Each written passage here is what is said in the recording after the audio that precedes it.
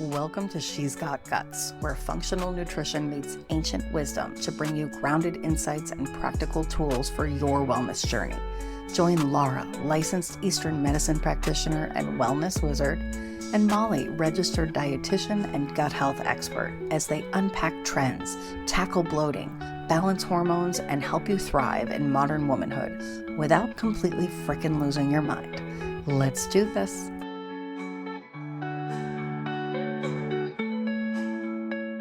Today, we welcome fitness coach, professional speaker, and author of Elements of Aging Well. She's the queen of sparking strength and joy at any age and believes that aging is inevitable, but decay is optional. I love this. Welcome, Janet McConnell. We're so glad to Thank have you. you. Thank you so much, Molly and Laura. It's really great to be here. I'm looking forward to digging into all things empowerment. Yeah. So are we.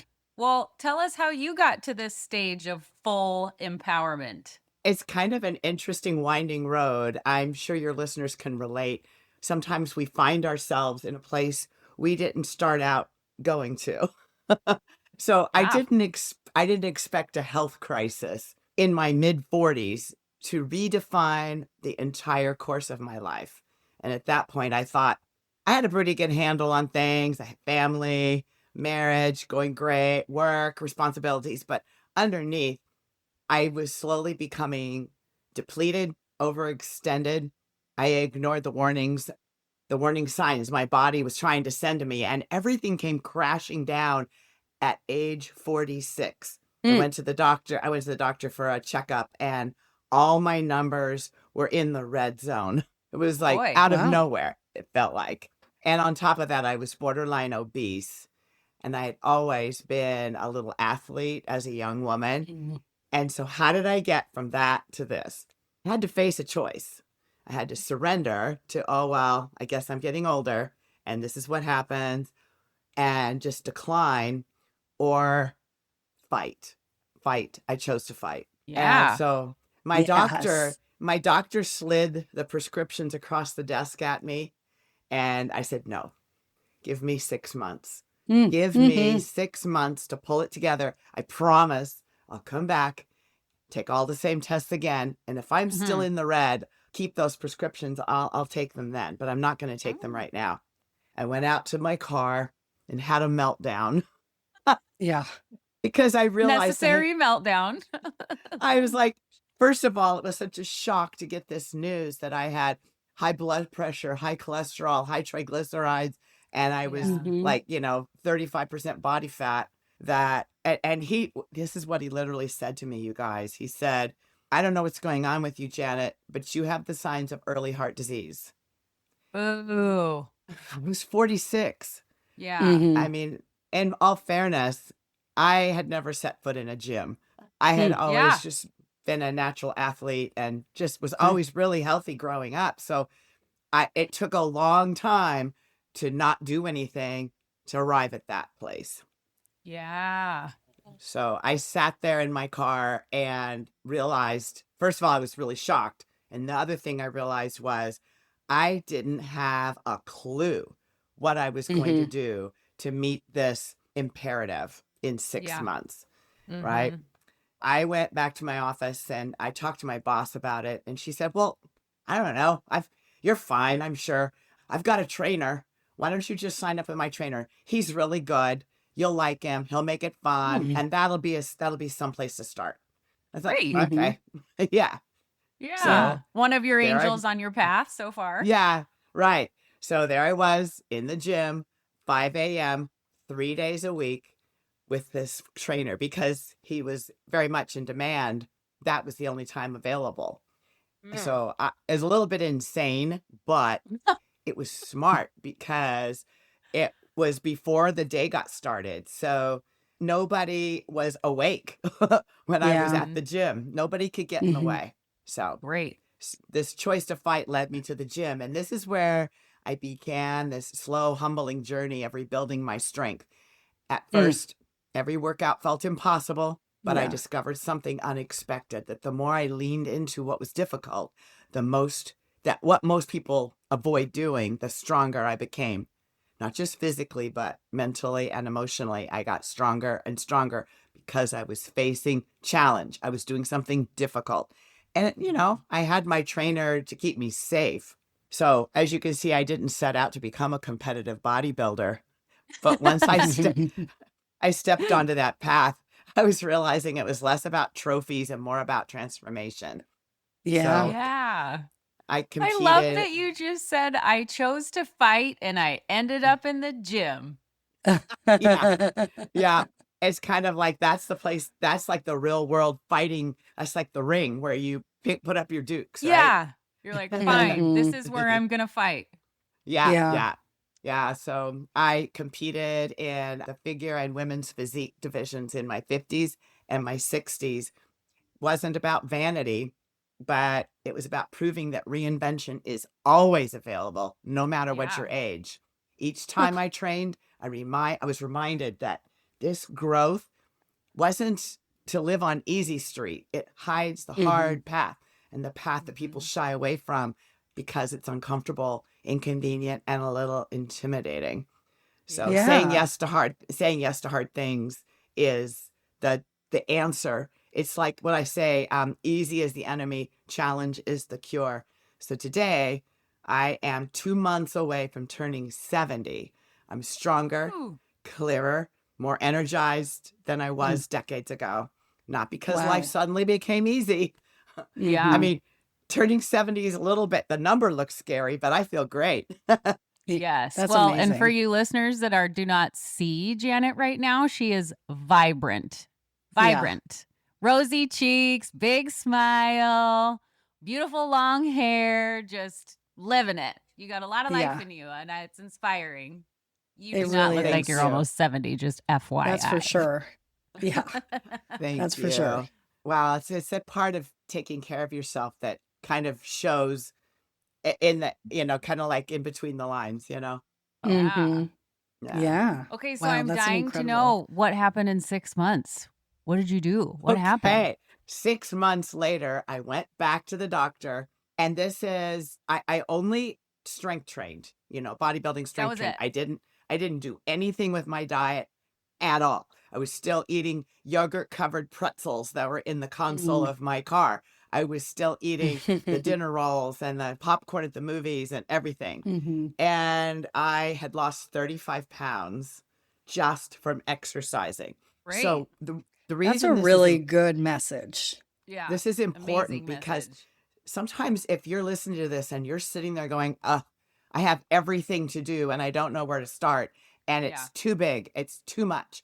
You just do one thing. Just focus on one thing long enough, give it a chance to work, be consistent, Right. Yeah. and then you get that mastered. And then you go, okay, I got that. I'm going to keep doing that. Okay, what else? What else? And just keep Mhm. Right. adding to it and don't overwhelm yourself. So I literally did nothing but train for 6 months and I got that Mhm. far. And so I went to the doctor, did the blood test, weighed and everything. Everything was back in the range of Yeah. green, I guess if you're going to give it colors. But Sure. Yeah. I was no longer borderline obese. I was still a little fluffy, Mhm. Sure. but I was so much better. And then that I wasn't a bodybuilding competitor yet. So I got back to the gym after that. It's like, whew, dodge that bullet. Now what? And then I realized that I didn't have a big goal. The big goal was to make my doctor happy. Sure. And here I was with a healthier body. And I thought, I'm not going to stop doing this, but I need something to grab onto. And about a week later, these two ladies showed up in the gym. They were a little younger than me, but they were ripped. They looked amazing in that beautiful way where they looked like very feminine, but Mhm. powerful with Oh, carved yes. muscles Mm. and like the muscles defined and their shoulders and their legs. And I just gasped. I was like, oh my gosh, they must be so strong. And then Mhm. they were training with another trainer at the same gym. So they were nearby and I could kind of spy on them. Mm-hmm. They were lifting the same weights I was lifting. That's what I'm They talking about, Janet. they weren't stronger than me, you guys. That's And Yeah. amazing. so I said to my trainer, why do they look like that? And Yeah. I look like this when we're doing the same work. And he said, Uh-oh. oh, Janet, those are bodybuilding competitors and they're 5 weeks out from the stage. So they have to eat strategically. And I said, what does that mean? Because all that's keeping me from that is what I'm putting in my mouth. I'm all ears because now Yeah. I didn't have to worry about, just getting strong and getting in shape physically. I could do that. I already loved it. I enjoyed it. That he said, oh, it's really hard.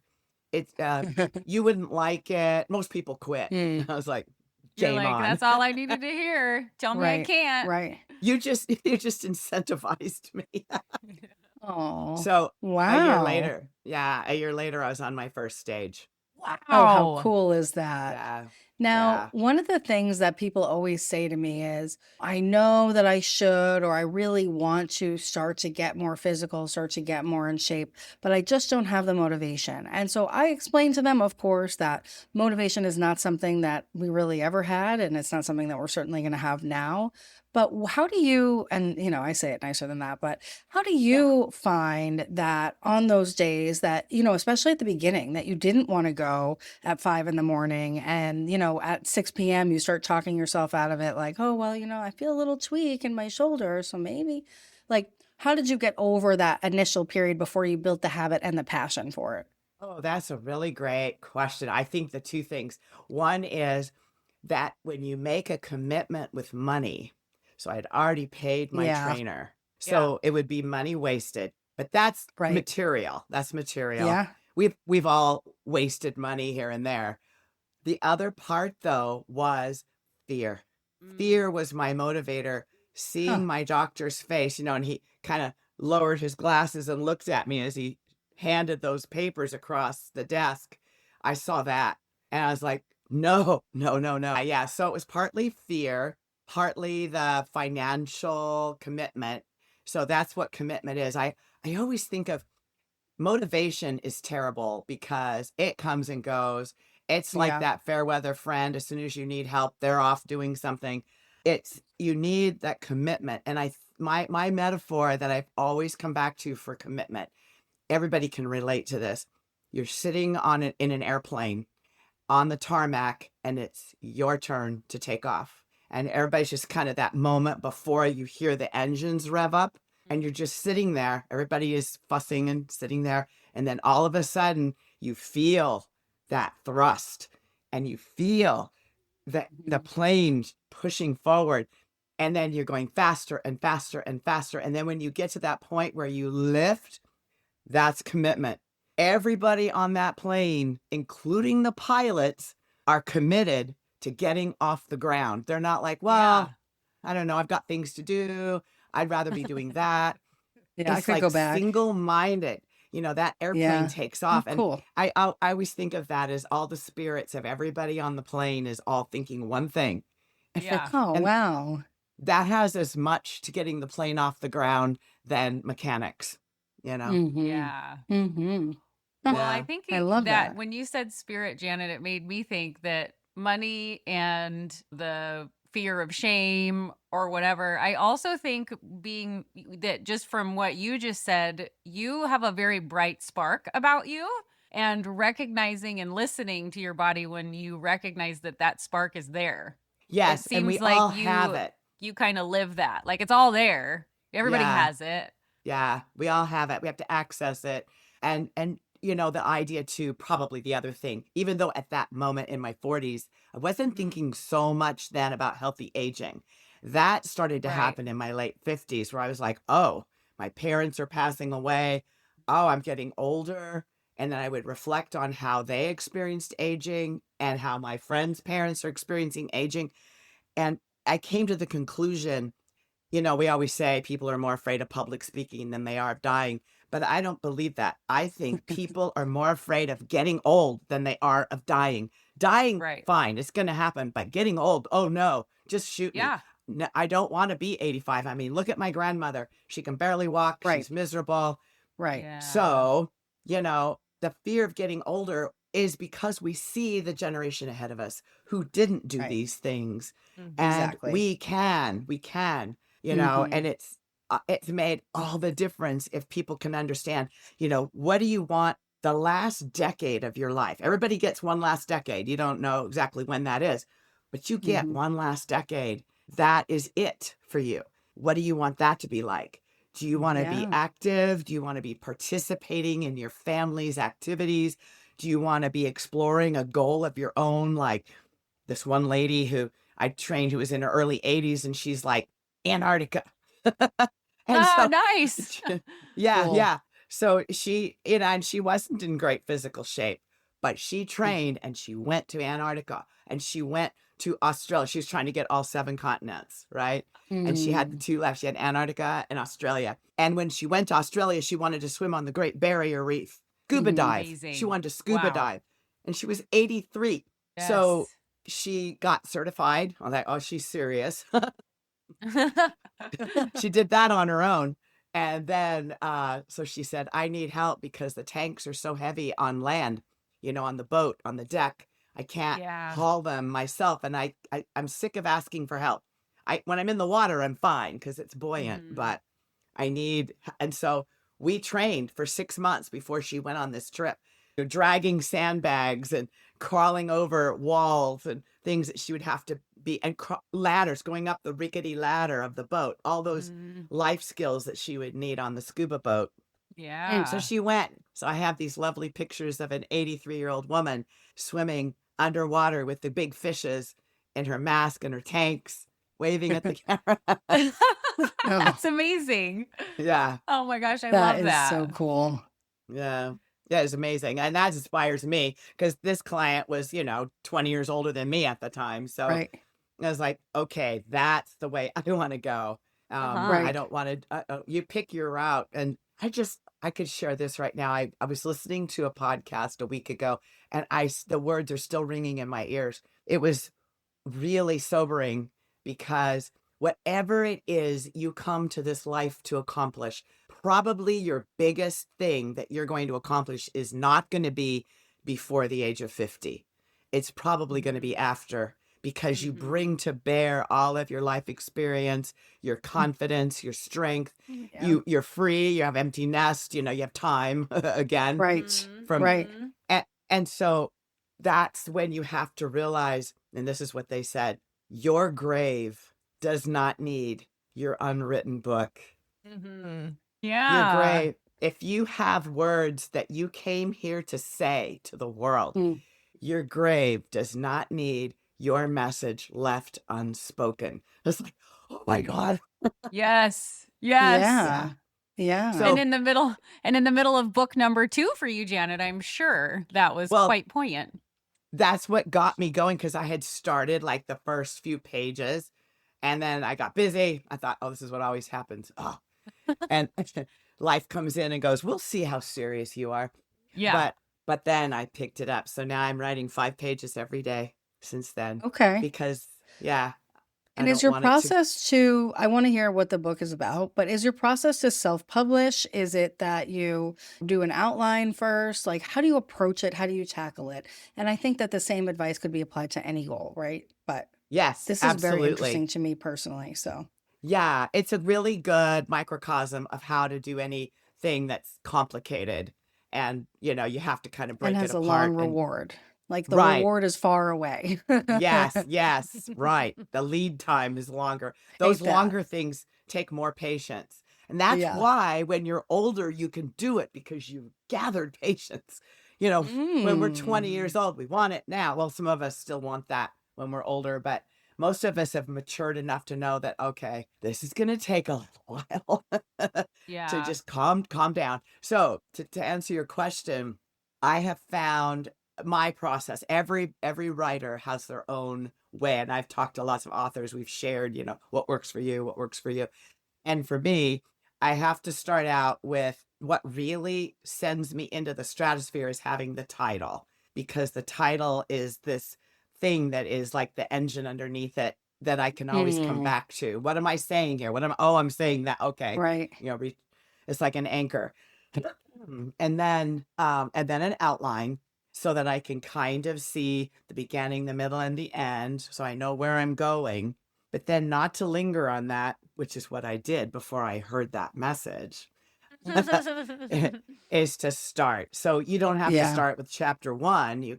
My first book, I started with the last chapter. When I wrote it, I didn't know it was going to be my last chapter, but it became my last chapter because it was very personal. And so it was kind of a nice way to tie everything up at the end.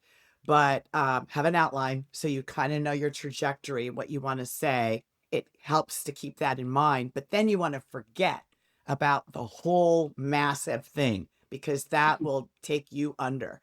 Just think Right. about what is the first chapter or the first section going to be about. And some people prefer digital typing. I prefer longhand because I'm a journaler. So you can see I've got, pages and pages. And people say, but why would you do that if you have to do it again but what I do is I just read it. I dictate to a AI Cool. or to a tool, and it just Yeah. creates a transcript for me. And then I put that in my editing tool. And then reading it is good because then I think, oh, I left this thing out. Oh, I need to Yeah, say you can that hear how differently. it's gonna go. Yeah. Right, Instead of right. just It's in going your to Cool. brain, you're flow. like listening Yeah. to it. I like that. So this early stage is just a dump. There's just, I'm putting all this random thoughts and everything that relate and tell a story. But then when I read it, I'll begin to edit when I hear it. And then, of course, all the grammar and spelling and everything and all the neatness of it. And then I have a couple of trusted friends read it and give me feedback. And these are people that Brene Brown calls your posse, your people that yeah. will always fight to the death for you. Yeah. They can tell you the They're on truth. your side. Yeah, they can tell you the truth because you trust them, because you know they love you. Yeah. And so you don't want to hear the truth from someone who doesn't care about you because then you don't know if they're saying it just to be mean or, Yeah. So, Right. Yeah. so do that. And then I did self-publishing. So I went through Amazon's KDP Love it. program so I, own it. And what's great about that is that you don't have to follow a publisher's timeline as far as how quickly Right. you write and go on the promotion. You probably in the end will sell more books if you go that way. But if your mission is to your audience is going to buy your book. And the people that I have like over 5,000 subscribers on my YouTube channel, they buy all my stuff, because Oh, they love me and believe in me and want to hear what I have to say. So yeah. Yeah. yeah. Did I answer the whole Cool. question? Yes. So now tell us elements of aging well. What are they? What kinds of things do you get into in the book, and maybe give us a tip or two that we could take with us? Yes, I started out thinking about the elements of the earth, wind, Oh, fire, love that. that kind of thing, right? Then I was thinking, how can I make this work? Well, so to back up, I started writing just like this other book. I just started writing, and I realized I was writing about diet and exercise, and I thought, I am so bored right now. I am so bored writing this, and that's not a good sign. Even though my information was spot on, it was boring. And I thought the reason it's boring is because I've read a lot of books like this, and I don't want to write another diet and exercise book. Jane Yeah. Fonda did a great job. Right. Nobody else needs to write one of those. I thought, well, And then, she did it with style and grace. Yeah. There we go. And there's been several others that, celebrities who've done a great job of writing a diet and exercise book.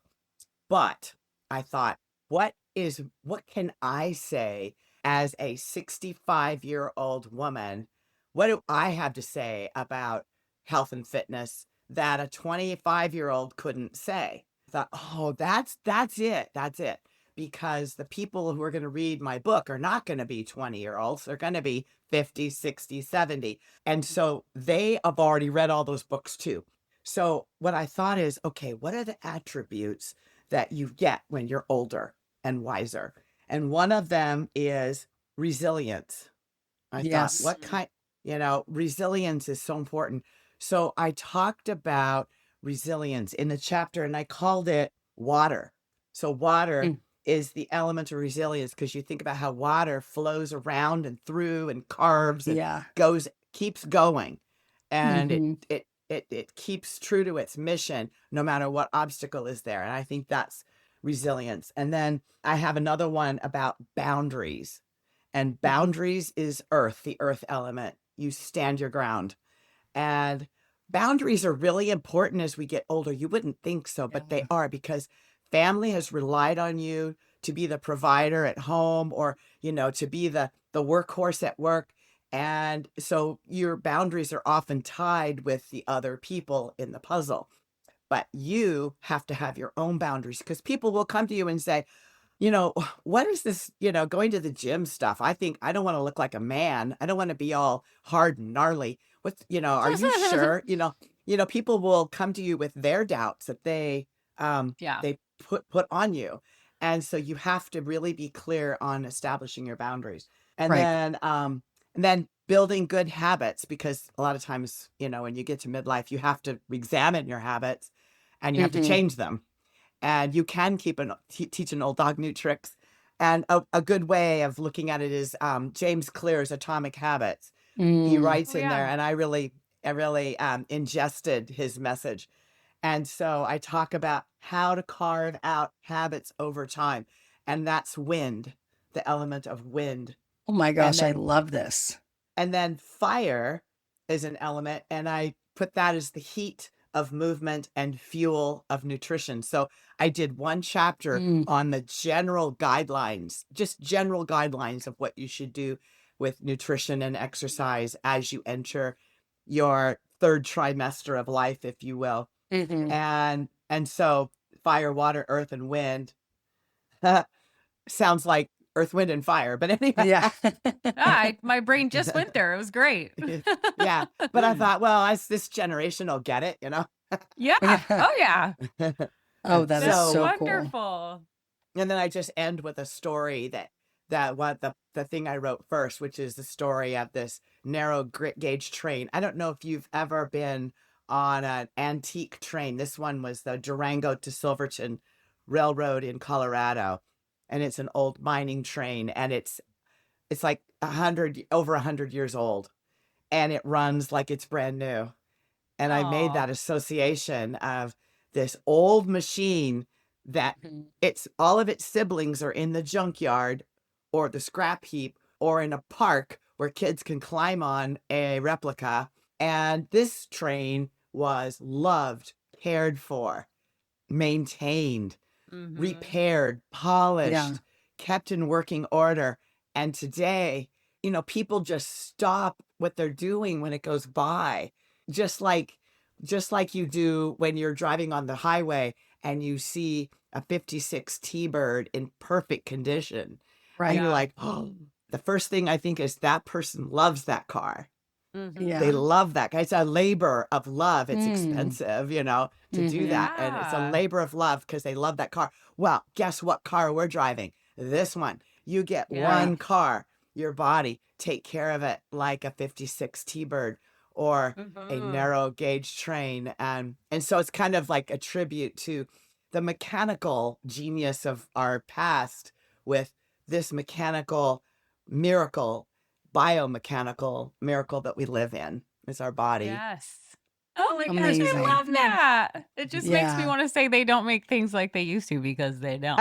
You can They don't. maintain that T-Bird because it was made Right. well. Right. Yes. And somebody, probably each owner, took time, and then finally had to move on for whatever reason. But then there's this Sure. old dude. Usually it's an old dude driving it too, Yeah. because it's the car he wanted when he was in high school or whatever. But Right. yeah, so my Yes. book is Elements of Aging Well, My Journey So Oh, Far. awesome. And it Look has, at and you it's, on there, rock star. Look yeah, at your yeah, biceps. yeah. Well, that's one of my, Yeah. this was like after one of my shows when I hadn't gotten fluffy again. I don't stay super lean all the time, but I try to get a bunch of pictures in while I still am holding my own. Yeah. Yeah. So, So yeah. I have a bit of a reflection question for you, Janet. That's also kind of what our listeners can maybe keep in mind. Okay. So when you were saying that it was 46 when you hit this capital T, I'll say, and like, okay, trauma here, time to Yeah. reverse and figure out what's going on next. Yeah. When you look back, oftentimes we only learn these things in hindsight, right? hmm When you look back, what would you tell your younger self at that time, or maybe even prior to that? Not necessarily like eat less cheese or, you know what I mean? That sort of thing. Yeah. Yeah. But a lot of our listeners are in that pivotal place where they're trying to harness their best self moving forward while we still have hormones. We're trying to keep our Right. bones strong. We're trying to keep our brains Right. strong. We're trying to navigate the fucking tornado of Yes. perimenopause and menopause in a way that Yes. is mindful for the long trajectory. So what do you tell those now that you're kind of quote unquote on the other side, looking fabulous, not calling you old? What would you say to them, to us? Well, I would Yeah. say what I would say to myself, I would say, you're going to have the worst day of your life. It's coming. And sometimes the worst day of your life is actually the day your life begins. Yeah. But to everyone, so if you have a bad day, a bad diagnosis, a catastrophic thing, Yeah. it's important because it's awful. It's important to let that sink in, but then to pivot to how can I reframe this incident? What I say to myself about it, how do I reframe it to make it into something powerful so that I can be inspired and other people can be inspired? Because you have to reframe negative things into Yeah. positive. That's how you take your power back. Yeah. And so there's this idea that I've come up with too, that every day you make decisions about what you're going to do or not do. And when you do that, you are casting a vote for the future Right. version of yourself. So the question is, who are you voting for? In this political landscape, there's a lot of talk about, who we vote for, but Yeah. forget that. Think about yourself. What am I voting for? And also, what happens when you change your body? Before you change your body, you have to change the story you're telling yourself. So it starts inside. I told myself, if I don't do this, I am going in the wrong direction, that I don't want to go this way. So I had to start. And it's built, so strength isn't built on punishment. It's built on purpose, having a purpose. And Yeah. acceptance and such. Yeah, we did a podcast once on you can't self-care your way into self-love. And I think that's kind of a nice That's theme great.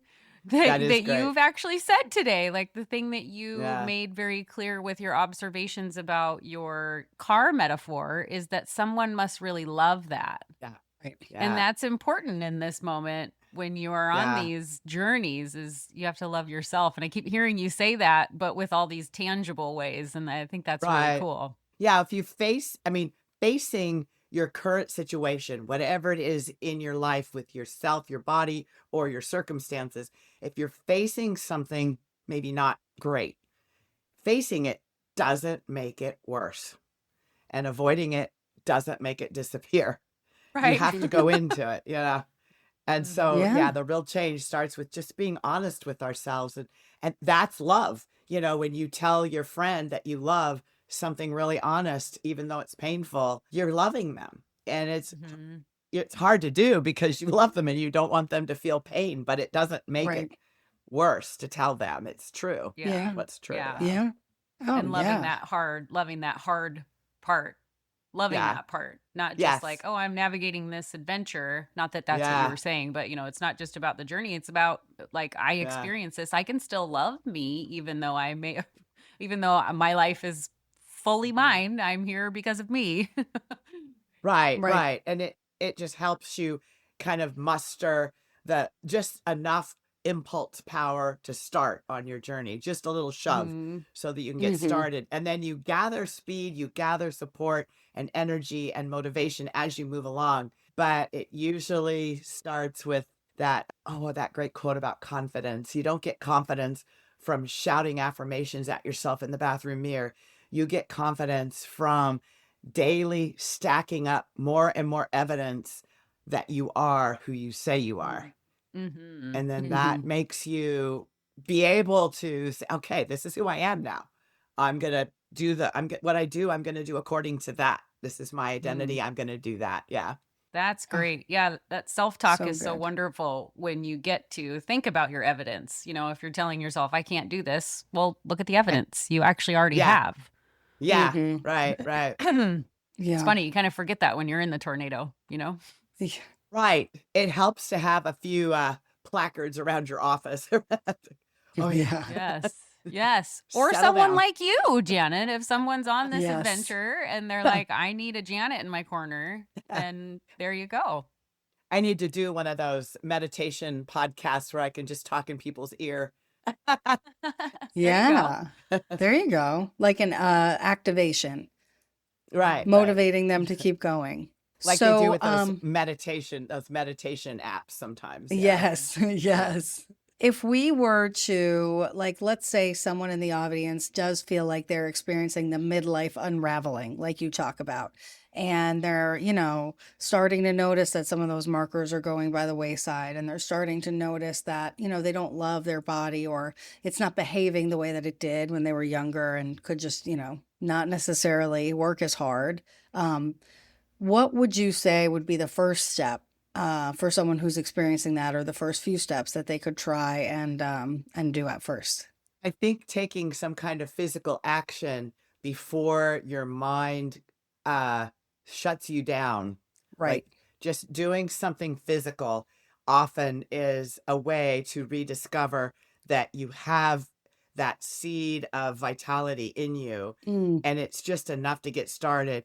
And I think that one of the things that I found in doing strength training is that I found as I was doing the exercises, I could feel life surging into me. I could feel it was like a moving meditation that gave me this renewed sense of confidence. It was like being able to rediscover my childhood when I could climb trees and win tetherball games and swim faster than the boys. It was like that, finding that inner strength. It plays out in your body, yeah. and it convinces your mind. Your body can convince your mind. And Mm, strength training, I know it sounds to some people listening like I don't want to go to the gym. I don't, but you can do this at home with dumbbells and hmm bands, and or get a trainer so that you're not scared, and have so you don't feel awkward. The trainer is kind of like your carte blanche to go anywhere in the gym, and so you can feel like you belong. But when you start to feel this transformation that happens through getting stronger and through exercise, so that in 2 weeks, in 4 weeks, you notice I'm different. Yeah. Yeah. I'm okay. What else? What else can I do? And it just kind of like breathes oxygen into your spirit. And that's I know one of the things I should mention briefly. We could probably do a whole podcast on this, but one of the things that we women worry about, because women, as we age, we are the most susceptible population demographic for dementia. We are far Yeah. more Mm, susceptible than men. And one of the ways that you can starting, like keep it at bay, keep the wolves at bay, is strength training. And here's why. hmm Because one of the things that happens in your body when you flex and squeeze and stretch the large muscles, your legs, the fronts and backs of your legs, your glutes, mm, you produce this chemical that we produce a lot when we're young. And then it goes kind of by the wayside after we reach 35, it starts to diminish. So by the time we're 45 or 50, it's definitely diminished. And we just start losing muscle just hmm because of the aging process. But if you can lift to gain muscle, what that does is it produces BDNF, brain-derived neurotropic factor. And hmm we can produce it, and your large muscles produce it when you exercise. Goes up into your brain and feeds and repairs your neurons all over your mm, body. But guess where most of them are? Is in your head. And right. so you can rewire and retrain your brain so much so that research has come out in the last 5 years to say strength training is one of the most powerful ways to push back against dementia. It's not a panacea, but they Mhm. have taken people with Parkinson's and MS and early stage Alzheimer's and put them through exercise with strength training, and they have slowed down their symptoms down to a crawl. Wow. So imagine what you can do if you have not presented symptoms yet. Can buy yourself a little insurance and the mental health that comes with it, because it clears out all the mean voices, all the mean girls in your head go away. Yeah. Yes. Oxytocin just Yeah, makes those mean girls go bye-bye. that's right. So I would say that's the first Wow. thing. Start taking Yeah. care of your body in a very direct and tangible way so that you start to feel results right away. And when you feel those results, you'll be like, okay, more. Yeah. Yeah. Yeah. Oh, I love it. Oh, Janet, other than how can people work with you? Okay, the best way to interact probably right now is my YouTube channel. It's growing fast, and I give lots and lots of healthy longevity advice, directives, suggestions. Help people solve problems there. It's called Aging Strong for Life. So you can either type Janet McConnell in the search bar of YouTube or Aging Strong for Life, and you'll find me there. We'll put a link in And the show so, notes too, to the YouTube and the yes, book. yes, and my book. And if you just want to reach out with an email, you can do that. I mean, I have a website, but that's mostly for collecting pitches for me to publicly speak, like to speak on stages. So I use it as Wonderful. kind of a repository for people who are interested in hiring me to speak for that. So that's kind of a separate thing. I can provide those 3 links for you guys to put in your show notes. Great. Mm-hmm. So you like to And speak, you want to get involved in, you want people to come to your YouTube, and then do you do like one-on-ones? Do you have any programs or anything that people can kind you of do jump local, into? right? Yeah, right now I'm physically training people in the Scottsdale, Arizona Very cool. area, and Oh, and great. that's just, but then I do have plans. I'm working, like you heard before, I'm working on the new book, which is Unretired and Unstoppable: Aging Strong is Your New Power Move. I'm going to Yeah. have this done, and then I'm going to create an course that goes with that.